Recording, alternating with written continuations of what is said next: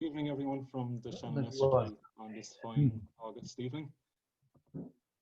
And as I look across the water here, I can just imagine the Viking longships long ago going up the river and their first forays and subsequent forays and stopping off, I suppose, in Scattery Island and calling into the round tower there and the churches and the abbey which the early Christian monks would have built in the 6th century.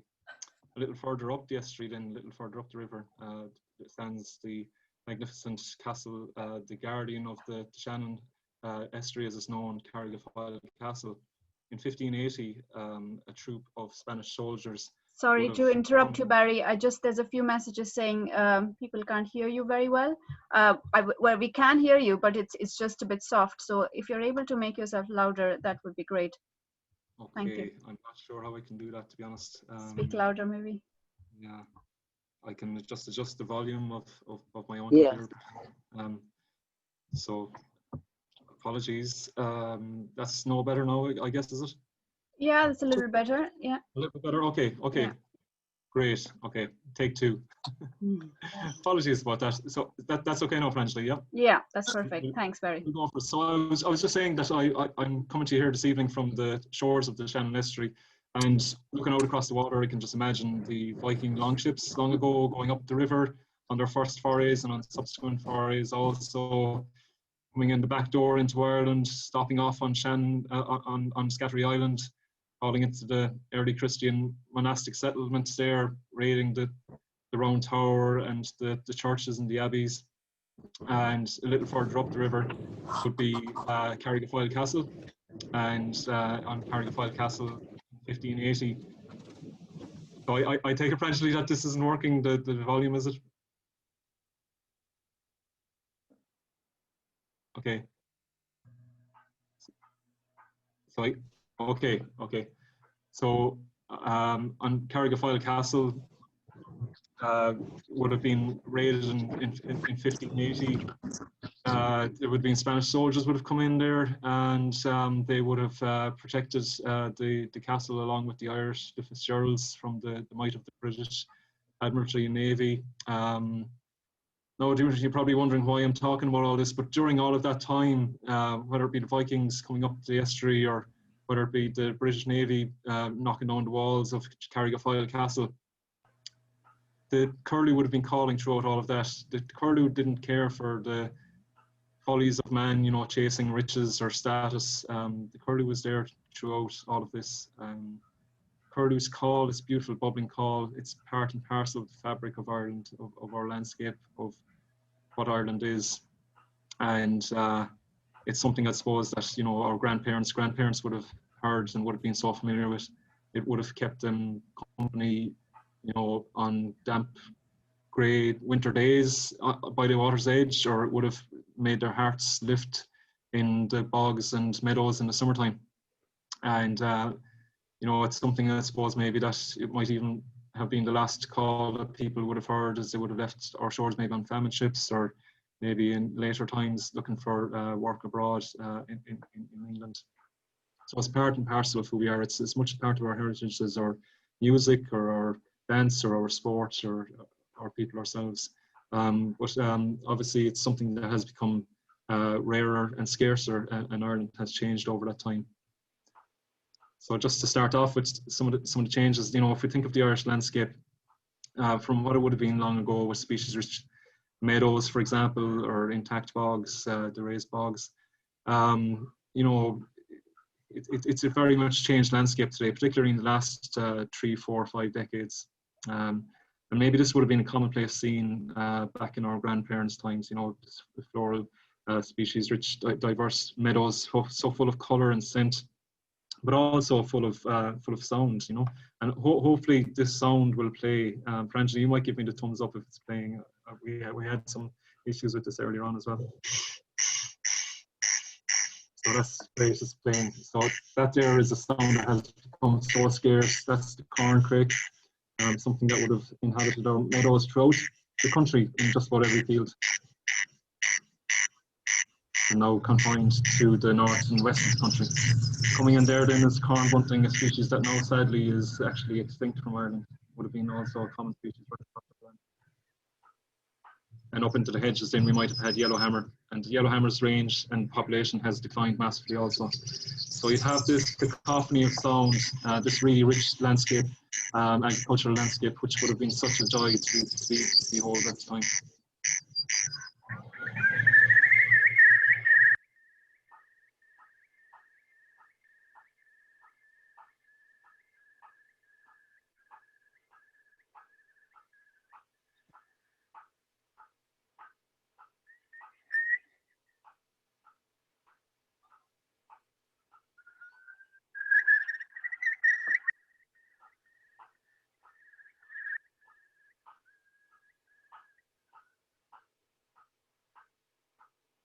I just said I'd leave the curlew speak for itself there, really. That's beautiful, bubbling, iconic call, one of the really standout features of this amazing bird, this much loved bird.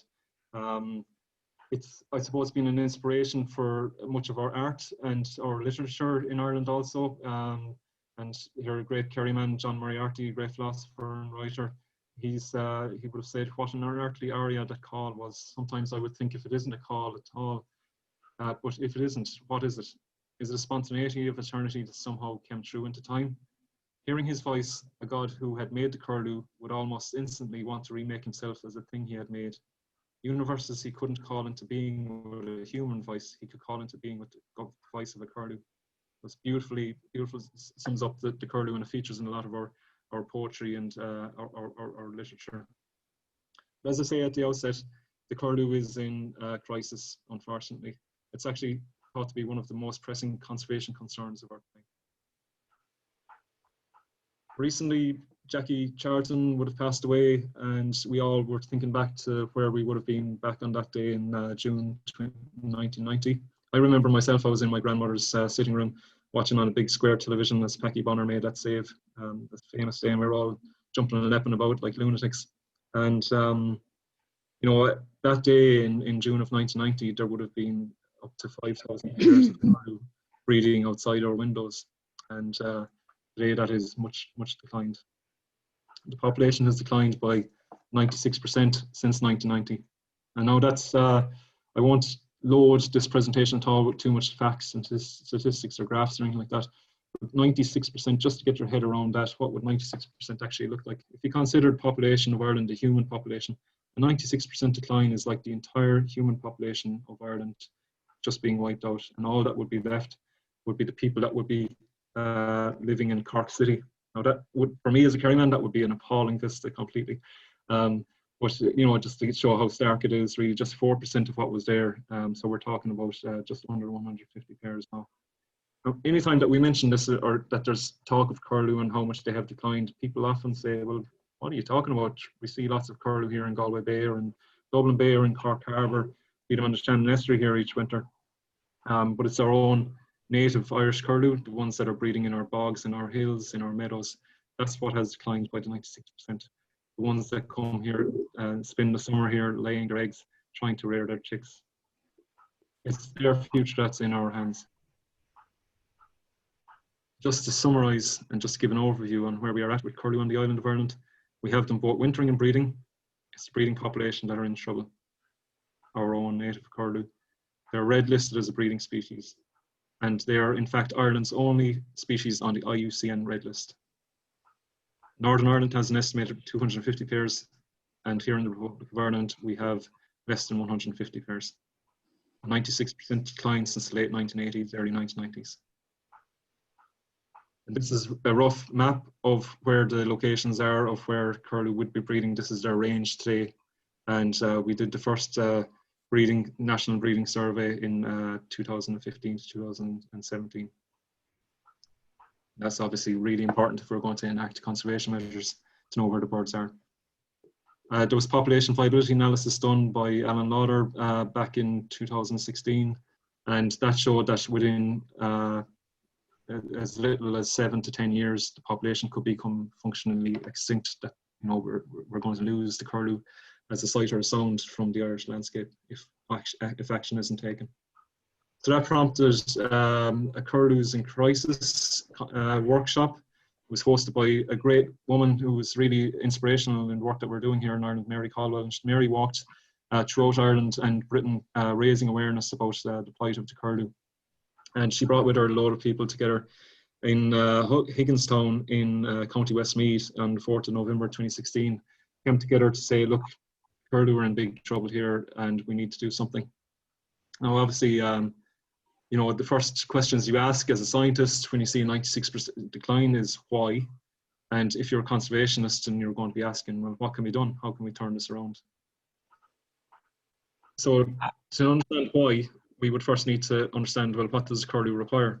And the curlew needs an open landscape with mixed vegetation height and low intensity of management. So that kind of high nature value, low intensity management. It needs a high water table that provides, you know, soft ground that they can probe their bills into to find food, that there's shallow pools, maybe wet ground for the chicks to be able to find invertebrate prey. So this type of landscape, this type of vegetation and habitat.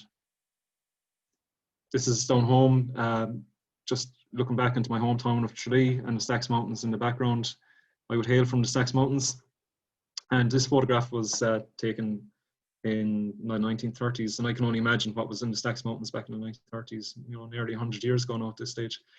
It would have been teeming, absolutely teeming with grouse and Hen Harriers and snipe and curlew and meadow pipits and skylark. It would have been a fantastic place.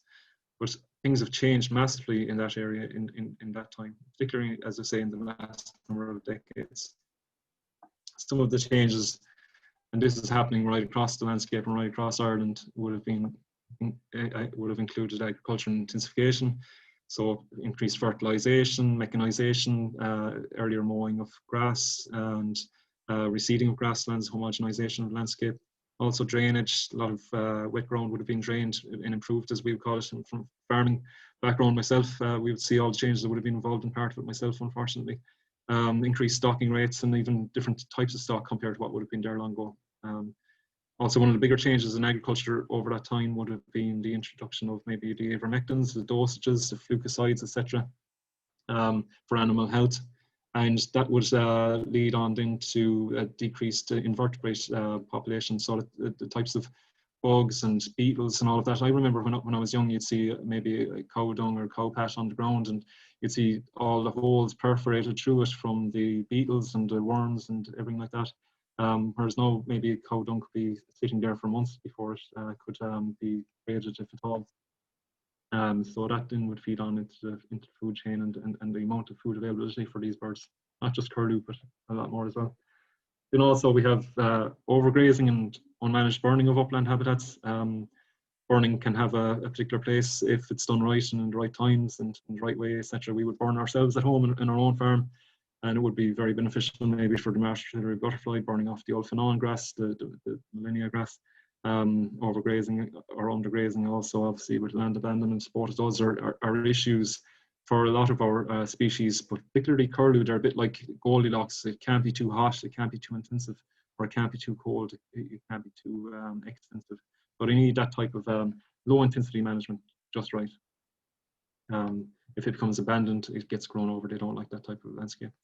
Then obviously one of the biggest changes on the landscape also would have been the Midlands raised bogs that would have been extracted, you know, through you know, the works with Bord na Móna down through the years when they were set up to harvest all these bogs, and a lot of industrial scale peat milling, and also you know, just a photograph here, just to leave your eyes settling on that image for a while and see if you can find the curlew in the foreground.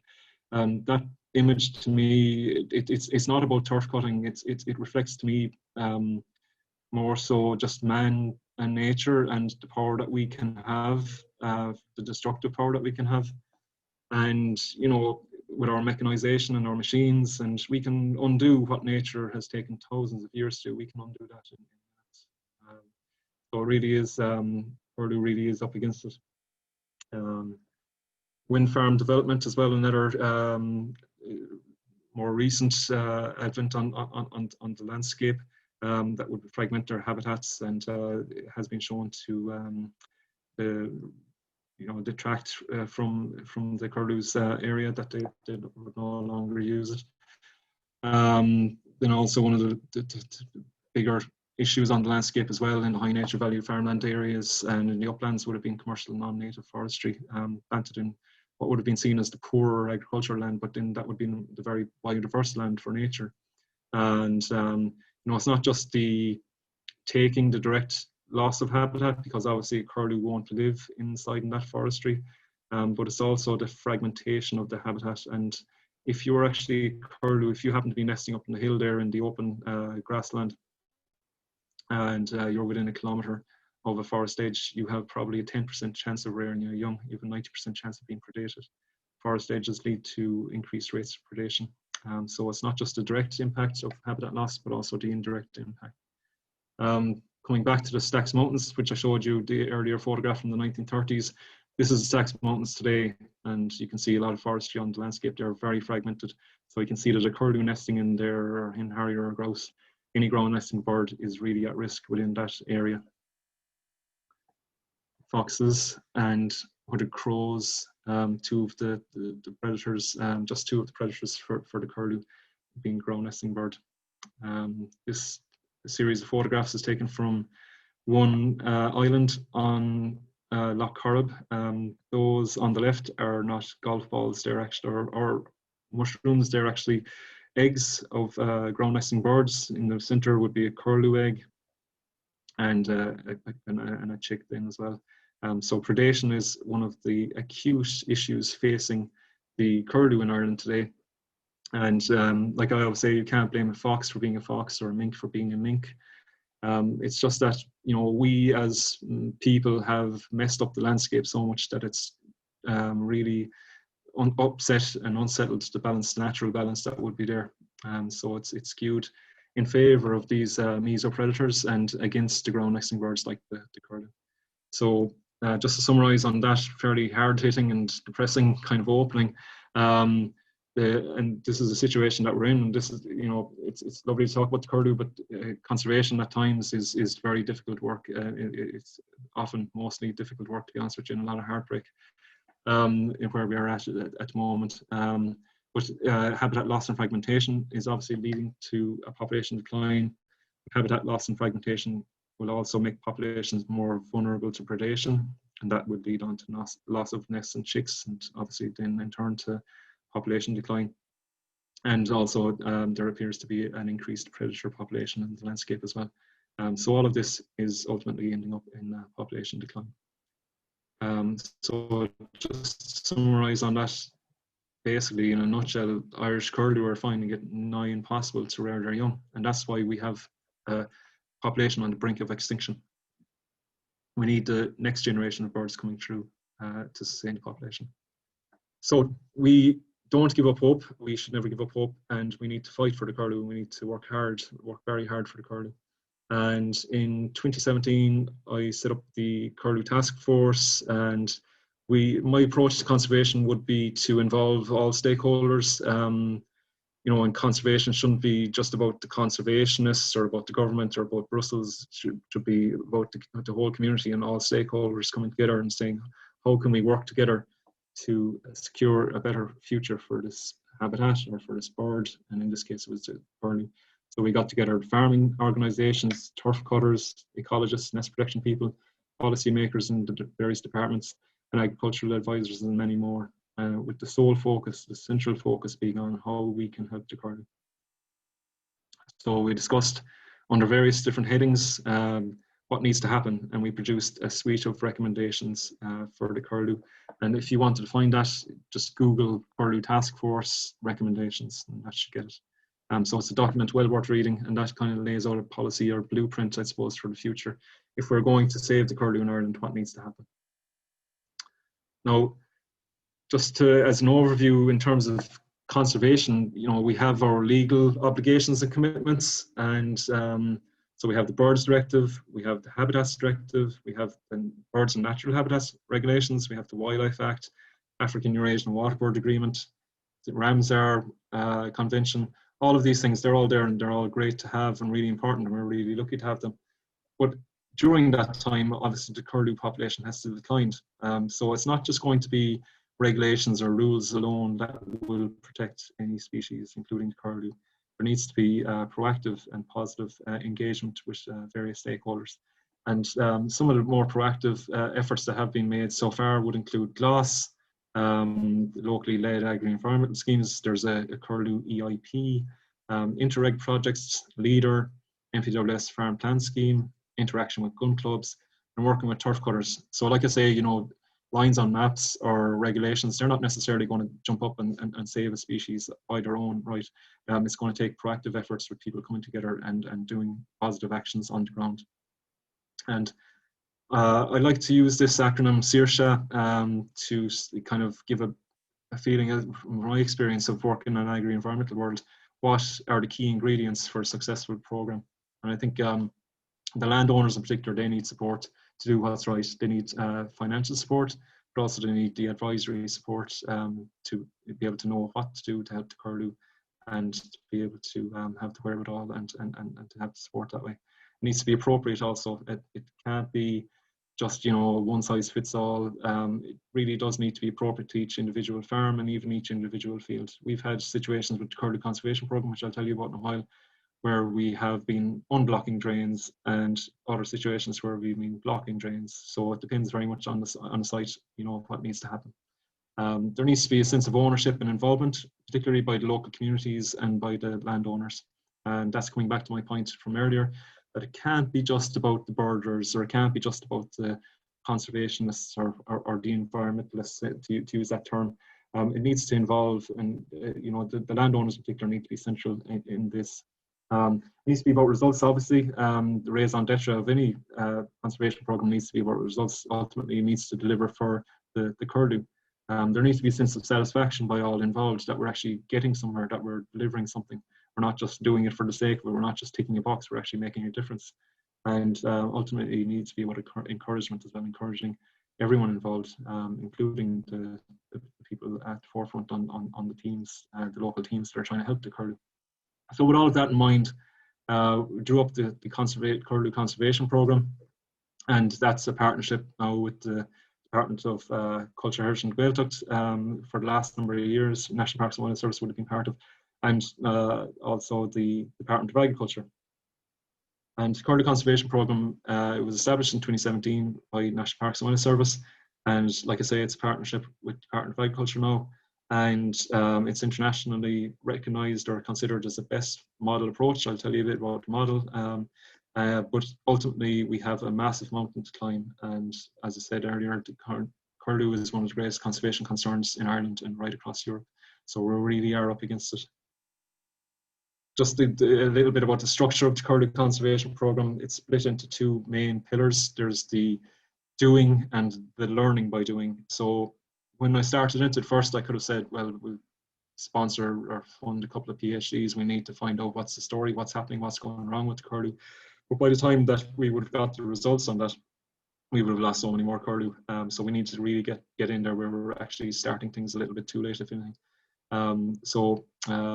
We got going on the ground, and we said, look, we'll see if it is making a difference, and with a research project following in parallel.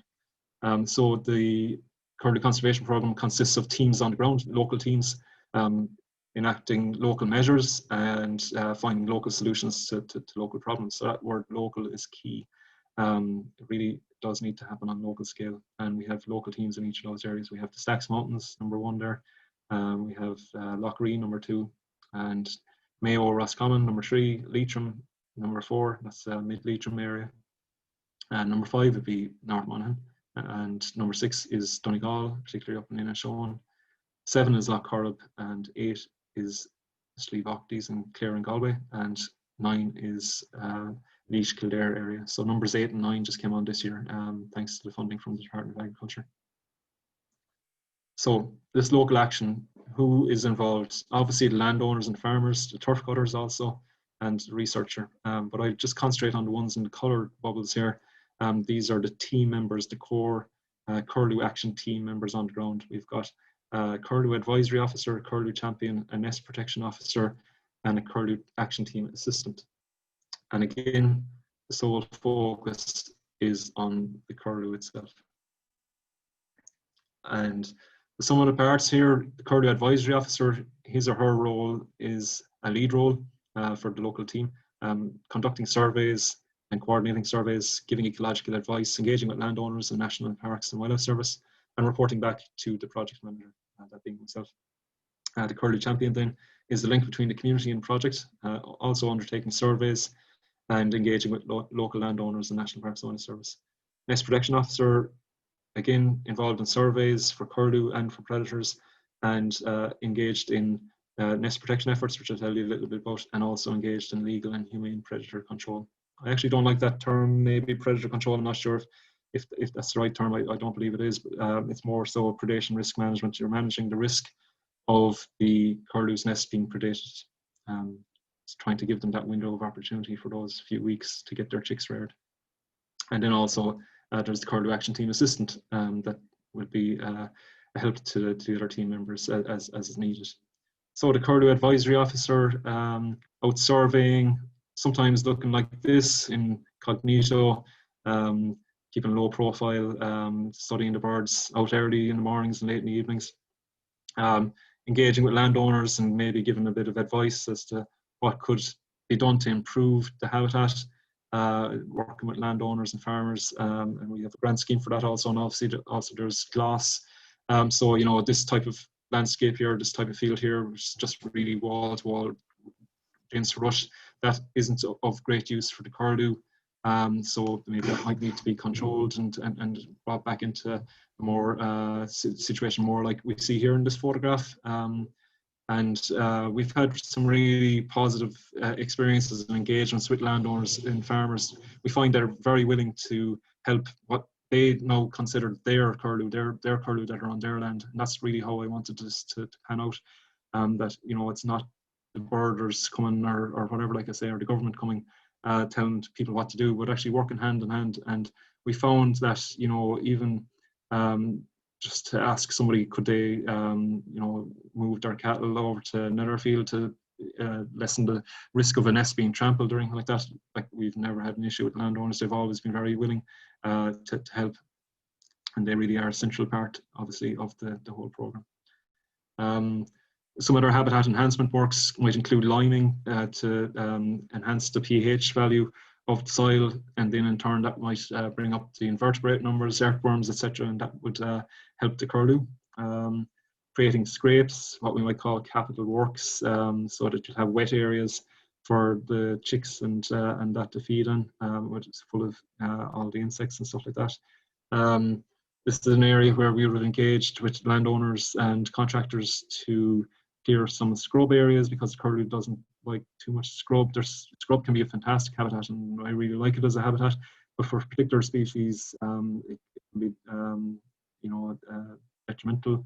So we take out some scrub areas. That blue line down the center there, or towards the left, I should say, would be where we would have put in a nest protection fence to exclude predators from coming down onto that peninsula, to make it act as a kind of a refuge for ground nesting birds. This is the landowner here, Pat, really great guy, and he'd be proud of the work that, you know, has been undertaken on his land, and that he's part of, you know, going towards these rare ground nesting birds. Then also the Curlew Champion, just onto the next role, is the community engagement and engaging with the landowners. Generally, I should say our team members are from the local areas themselves as well, and that really helps. So, you know, talking to the farmers, talking to schools, local community groups, at local community events. So, you know, just a bit of awareness and raising the profile of the curlew, and all of that feeds back into people reporting curlew sightings to us as well locally. Local events, so also national events like the Ploughing Championships. World Curlew Day is something that we would be very much part of. And during that, like, we'd be celebrating the curlew, and why not? Because, as I say, it would be featuring massively in our arts and our literary heritage. And here we have the stamp with the curlew on it. So we really are in a positive place with the curlew, and that is such a much loved bird, and nobody wants to see it go extinct in Ireland. You know, last year for World Curlew Day, we would have had flag raising of World Curlew Day flag at the various county halls, county buildings across the country where curlew still would be present. So it's just showing support really. This was a Easter parade in Roscommon, and those costumes there actually went viral. There was videos of the girls who made them, the birth whistles there up in Leitrim. They brought their costumes down to Roscommon, and they were a big hit. Another initiative would be the Curlew Cup. And again, this comes back to the whole ethos and idea of conservation should be of the community and by the community, and not something that, you know, I suppose the best way of putting it is that, you know, the community are part of it, not apart from it. So in Kerry, we'd be great fans of Gaelic football, and that would be seen as part of our heritage and, you know, something that we're all bought into locally. So we would have arranged the Curlew Cup between local schools in Curlew areas, and they would have bought it out, I suppose, on the football field to in the Curlew Cup. And there was a lot of education and awareness raising around that in the lead up to it, and on the day, you know, we would have had an art competition and presentations, stories and everything like that. And that was really positive. Then also raising the awareness at a national level, whether it be on the television, on RT, TGCAR, or in the media. So that's really important, all of that community engagement, because we're doing this for the people of Ireland as well, and the people of Ireland need to see what's being done to help the curlew. Another role then is the Nest Protection Officer, which I would have touched on. This is Owen, one of our Nest Protection Officers in Loughreen, and Curlew Advisory Officer as well now. So we've lots of great characters as well on the programme. Actually, we've got old retired lads, and we've got young girls just in college, and you know, so we have a great blend of youth and energy and experience and everything like that. So the people that we have on the Curlew Conservation Programme, we couldn't ask for better really. But I should say as well that we will be doing it again next year, and if anybody is interested in applying, be on the Curlew action teams locally. And just to send an email to agri.ecology, that's agri.ecology at chg.gov.ie. So we can send it out later anyway, but if you're interested, or even just Google Curlew Conservation Programme and it'll bring you to a relevant webpage. So the Nest Protection Officer, one of the duties that they would have is when the nest is found, to erect what we have as nest protection fences, and this is to protect the nest, protect the eggs and the chicks. Sorry, the eggs I should say. The chicks are mobile after a couple of days. So this is to protect the eggs from ground mammals, from foxes and everything else like that might get in and take the eggs. So well done if you can spot the curlew within that nest protection fence.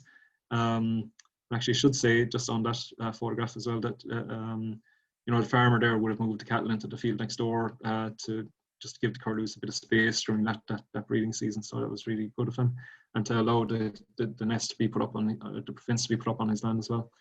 So here's the curlew. If you can spot it, just inside you can just see her head, and she's sitting on the eggs.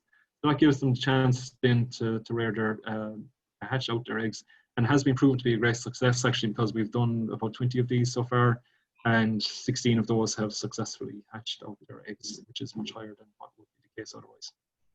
And it's not just protecting from the predators, I guess, it's also maybe engaging with the landowners. This was a very late intervention where there was a nest protection fence put up, but it was just to actually mark out as much as anything for the silage contractors where the nest actually was. So generally we would engage with the landowner if there was to be silage mowed. We would engage with them and pay them to delay their mowing until the curlew have left the field. Also protecting from fires, keeping an eye out for illegal burning, and just being on patrol so that these eggs can develop into these little lads and these little things.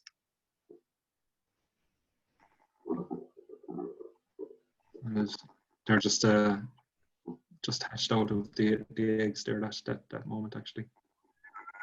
And I'll just leave this here. You spend a bit of quality time with a curlew and a nest chick. You can see just coming through the tall header.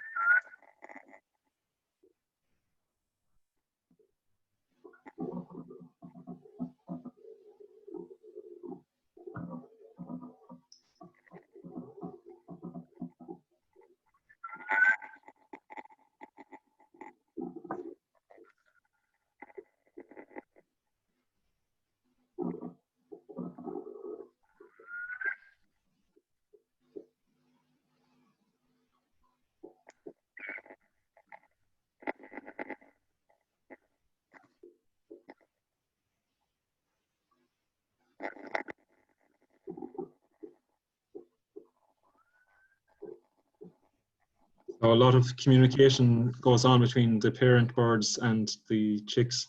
The parents try to keep tabs on the chicks and try to keep them close by so that they can keep an eye on them and look after their welfare. The chicks themselves will be out and about foraging and looking for food on the ground within a short space of time after coming out of the eggs.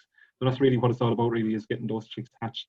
And just back to that graph that I showed you earlier, the population viability analysis that was done, and showing that if no action was taken, we would be on the red curve, the lower curve, that we would be seeing an extinction of the species within 7 to 10 years.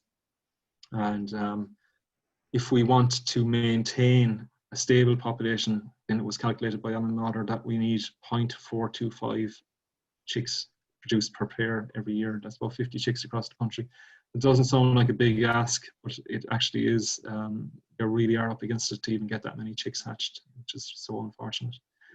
And just thinking back as well on, you know, how many birds we have actually breeding in the country.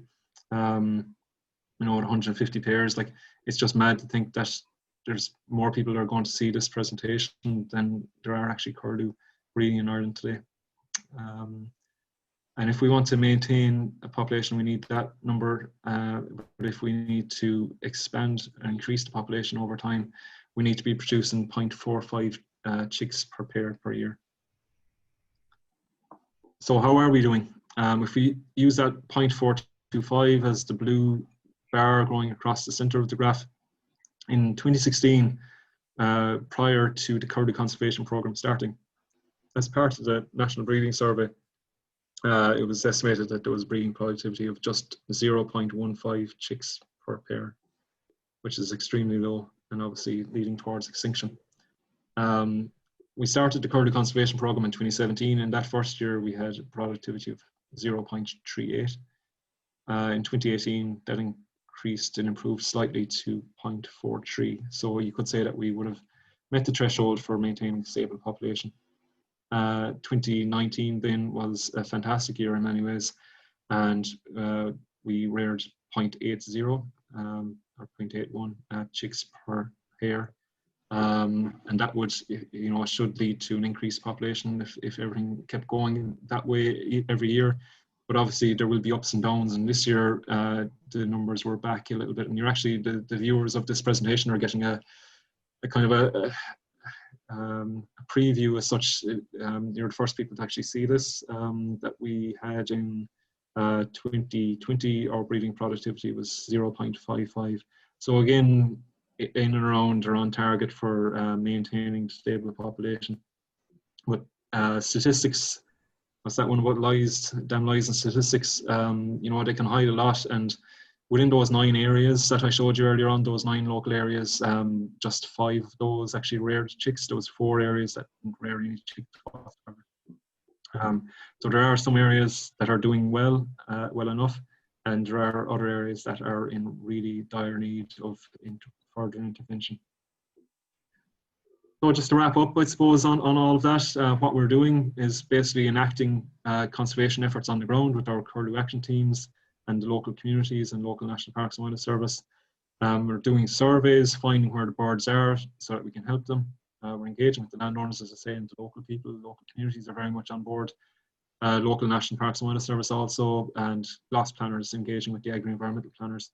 We're undertaking nest protection efforts in the hopes of getting the chicks reared, and also we're undertaking habitat enhancement measures, and also, of course, keeping good records, because all of this needs to be scrutinized to see if we are making a difference, and if not, then how can we do things better.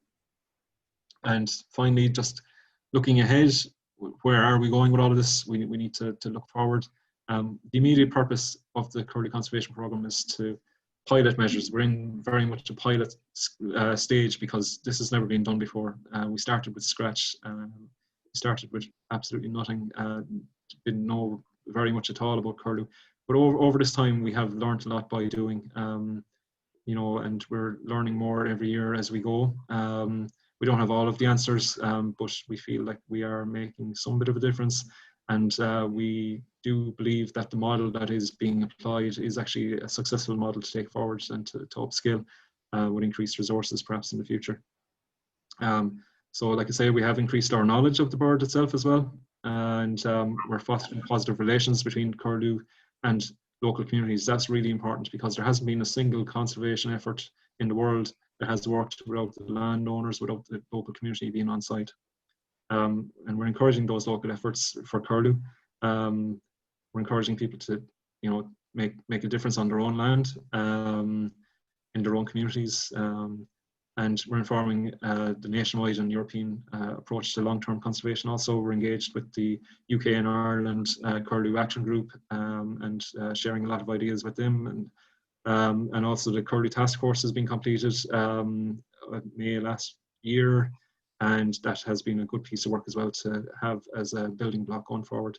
Above all else, I suppose at the moment where we're at in Ireland, you know, the issues that have led to its decline are still very much at large. Okay, we've got a Curlew Conservation Programme, but things that have led to the decline, the afforestation, the wind farms, the agricultural intensification in the wrong areas, all of that is still very much going on in the meantime as well, alongside the conservation efforts. So a land use strategy, I suppose, going forward will be vital as well to the Curlew efforts, and to many more species and habitats also.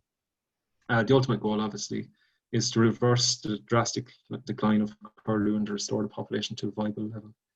This is a photograph of a friend of mine, his children, and I suppose really, you know, when we think back to all the generations that would have been able to experience and enjoy the sound of the Curlew, a real part and parcel of the Irish summer countryside, you know, will the next generation be able to experience that? Will these children ever grow up to hear the Curlew calling? That really is a question that I might leave standing there. So that's the presentation, at least. I have too many people to thank, so I haven't put people up on the final slide because I will no doubt forget somebody, but key people that I would really like to thank are the Curlew action teams, the people that are out there on the ground, putting in so many hours way above and beyond what's being asked of them. The landowners, in particular in the local communities that have been so supportive, local National Parks and Wildlife Service that have been so supportive locally, and my immediate colleagues in the National Parks and Wildlife Service and Agri-Ecology Unit, and also our colleagues in the Department of Agriculture have been so supportive of the efforts all the way along. So, Curvmina Magav, thank you. Thank you, Barry. That was wonderful. We have a few minutes to take questions, so I will try and kind of combine a few that are of similar theme. There's a few people interested in the difference between native and the native and non-native Curlew. If you're able to talk us quickly about how do we differentiate them. So if we see them now in the summer in estuaries, could they be could any of them be native, and how do we tell them apart? No, generally, if you're seeing them by the shore, you know, there generally wouldn't be Irish birds. You know, it's estimated, I suppose, that there's a wintering population of about 28,000 Curlew, and most of those are coming in from Scandinavia or Britain or Russia. And if you think that maybe during that time the Irish birds, maybe, you know, 150 pairs, you know, multiplied by 2 for each bird, that's 300 birds. And if there's a breeding rate of 0.55 or whatever, 0.5 even, that's another 75 young ones produced every year. 375, 400 Irish birds out of 28,000 in the winter, probably about 1% of the population. So the chances are, if you're seeing them by the shore in the winter, they're migrants that have come in, and they'll go away again in the springtime. They don't look any different. Sometimes they might be ringed, so keep an eye out for coloured rings on their legs. But generally during the summertime, if you see a Curlew and it's maybe if it's alarm calling or circling around you, there's a very good chance that it actually has a nest nearby. That's always a good telltale sign in terms of behaviour. And if that is the case, then you should obviously leave the area as well, not be disturbing the birds. But if you see birds by the coast, you know, even in the late summer months, they're probably failed birds that have either come down from the hills in Irish breeding areas or have come in from abroad. Okay. I hope that answers the question. Yeah, no, that's very good. Annalisa, do you have a question for Barry? Yes, There was a question that came in from Jeff. Is the promised re-wetting of the bogs a part of the solution? Yeah, absolutely. That could be a positive thing. Now, the thing about the curlew is that they are very site faithful, and that's part of the problem as well, I suppose, that they're very site faithful to where they have been reared, or where they've bred year after year. They'll continue to return. So it would be very difficult to get birds to take off in a new area. Now, one thing that could be considered would be a thing that's called head starting, and that is something that has been trialled in Britain and also in Northern Ireland this year, whereby eggs would be taken and incubated, and the young ones would be brought to a stage where they could be reintroduced into the landscape. That's something that could be done perhaps into the future. It would need to be looked at closely. But yeah, any restoration of bogs or anything like that, it can only be a positive for biodiversity in general, you know. Thank you. Thanks, Barry. Marie Currens has asked, when you're improving land for curlew, so removing scrub, etc., are other species being considered? Example, Hen Harrier. Yeah, totally. Yeah, so Hen Harrier would be a big consideration of mine in particular. Totally, and marshmallow butterflies, Merlin, you name it. We do take a holistic view of things, and we have had applications come in for scrub clearance that we have turned down because maybe it would be detrimental to Hen Harrier or to marsh or whatever. So we would take, we don't have a very blinkered approach that's just curlew or nothing. We take into consideration the wider environment as well. So yeah, I hope that answers that question. I have a question from Patricia Barry. She's asking, are there any potential breeding sites in County Clare? In County Clare, yeah. So up in Slieve Aughties, and we would have some breeding pairs up there. In West Clare and probably in North West Clare, there's plenty of ground there for them. Really nice wet, rushy ground.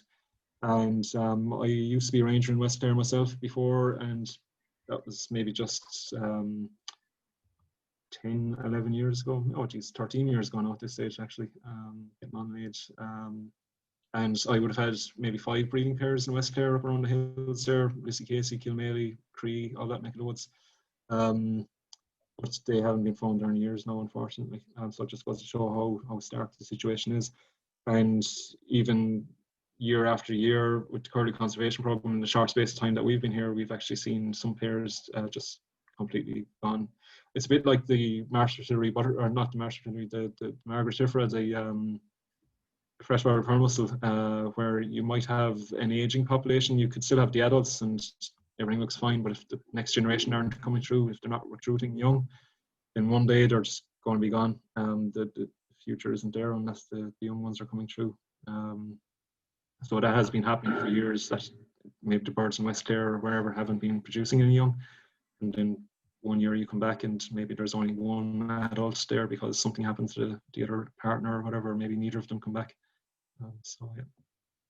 Thanks, Barry. I think we have time for just one more question. And before I ask that, I just want to tell you there's loads of compliments for you in the chat window on your presentation. Brendan says that was a superb presentation. I love how you deploy and integrate science, land management, and community engagement to help preserve this amazing piece of our heritage. So well done. And I'll just ask you one last question. How is Ireland doing in comparison to England, Scotland, and Wales? Is the native curlew population decreasing there as well? It is, yeah. They're decreased by about, I think, up to 60% in some areas, which is very, very worrying. And they are very concerned in many areas, particularly in the south of England, that they will lose their populations also. And I think they're actually looking at Ireland. I suppose we're always looking at each other, whether it be coronavirus or whatever. We're looking over the fence at one another. They're looking at us and kind of using us, I suppose, as an alarm bell as to what can happen if action isn't taken. And in a strange way, because they have so many pairs, they have thousands of pairs in Britain. If they've lost 60%, then they have lost infinite more times of the population than we have. So they're losing thousands of pairs. So that's of great concern for them also. And it's right across Europe. The curlew is in trouble. But there is hope. I shouldn't be negative note, but there is hope, and we're trying our best. But like I say, it's supposed to